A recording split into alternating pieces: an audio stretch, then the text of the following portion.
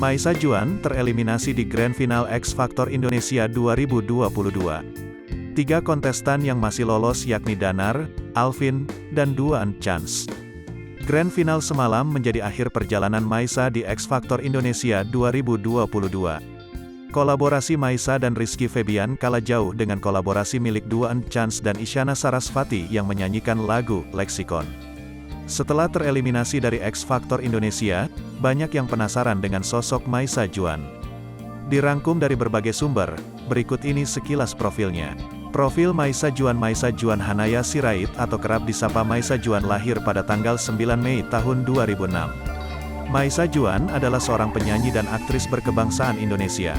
Ia dikenal berkat keikutsertaannya dalam kompetisi The Voice Kids Indonesia musim ketiga yang disiarkan di GTV pada tahun 2018 dan kemudian menempati tempat keempat dalam ajang X Factor Indonesia musim ketiga yang disiarkan di RCTI tahun 2021.